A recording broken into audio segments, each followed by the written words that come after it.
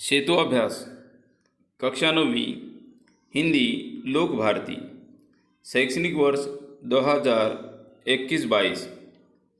छात्रों, आज का हमारा 17वां दिन है।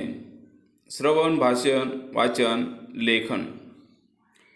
पठन सामग्री में प्रयुक्त उपयोगी अलंकारिक शब्द, महान विभूतियों के कथन, मुहावरे, लोकोक्ति, कहावतों के परिभाषाओं, सूत्रों आदि को समझाते हुए उसकी हमें सूची बनानी है। दोहा। भारतीय संतों की जानकारी, जैसे संत तुकाराम महाराज, संत एकनाथ, संत कबीर, संत मीराबाई आदि संतों की आपको जानकारी अंतर्जाल से प्राप्त कर लिखनी है। संत कबीर के दोहे का यहाँ पर मौन वाचन करना है। जैसा भोजन खाइए तैसा ही मन होय, जैसा पानी पीजिए तैसी बानी होय, ऐसी बानी बोलिए मन का आपा खोय, औरन को शीतल करे आपो शीतल होय। संत कबीर कहते हैं, हम जैसे भोजन खाएंगे, हम जैसा भोजन करेंगे वैसा ही हमारा मन हो जाता है। उसी प्रकार हम जैसा जल पीते हैं वैसे ही हमारी भाषा यानी कि वाणी हो जाती है। अर्थात सादा शुद्ध सात्विक आहार और पवित्र जल ग्रहण करने से हमारा मन और वाणी पवित्र होते हैं। कहने का अर्थ यह है कि खान पान का हमारे शरीर पर बहुत प्रभाव पड़ता है और इसके साथ हमारा अहंकार, हमें अहंकार को त्यागना है।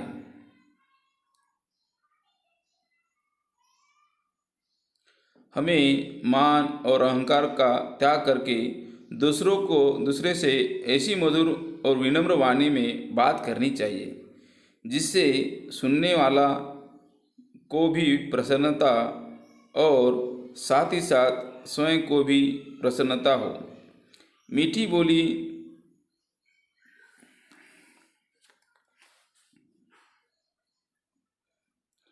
छात्रों, दूसरे दोहे में कबीर जी कहते हैं, हमें मान और अहंकार का त्याग करके दूसरों से ऐसी मधुर और विनम्र वाणी में बात करनी चाहिए जिससे सुनने वाले को भी प्रसन्नता हो और साथ ही साथ स्वयं को भी प्रसन्नता हो। मीठी बोली दूसरों को तो सुख पहुंचाती है, इससे स्वयं को भी आनंद होता है।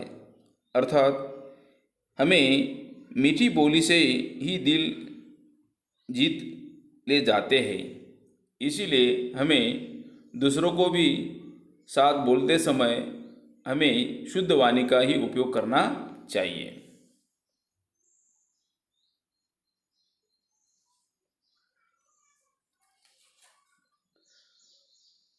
लोकोक्ति, मुहावरे, सुवचन का अंतर बताते हुए छात्र आपको सामने दी गई लोकोक्ति पूर्ण करनी है। 1. जहाँ चाह वहाँ राह। 2. जैसा अन्न खाए अन्न वैसा होय मन। 3. जैसा देश वैसा भेष। आप भला तो जग भला।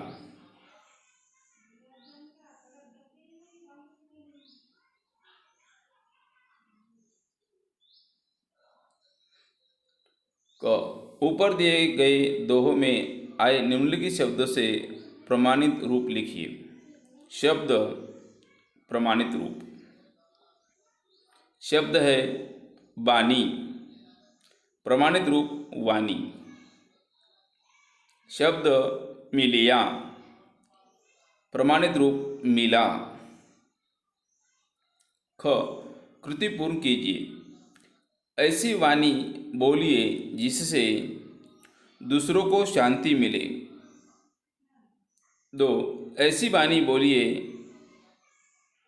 अपना मन भी शांत हो।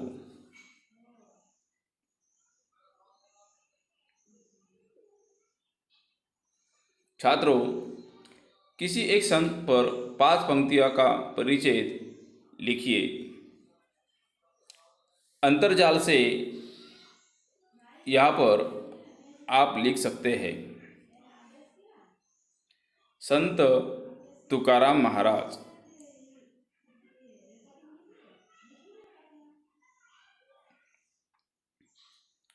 संत तुकाराम महाराज का जन्म पुणे जिले के अंतर्गत देहू नामक गांव में हुआ। देहू गांव के महाजन होने के कारण उनका परिवार प्रतिष्ठित माना जाता है। संत तुकाराम के 18 वर्ष की आयु में उनके माताजी पिताजी का देहांत हुआ। इसी समय देश में भीषण अकाल के कारण इनकी पत्नी और लड़का भूख के कारण मृत्यु हो गए। संत तुकाराम की अभंगवाणी द्वारा तथा उसी क्षण इनके शिष्य द्वारा लिखे गए लगभग 4000 अभंग उपलब्ध है।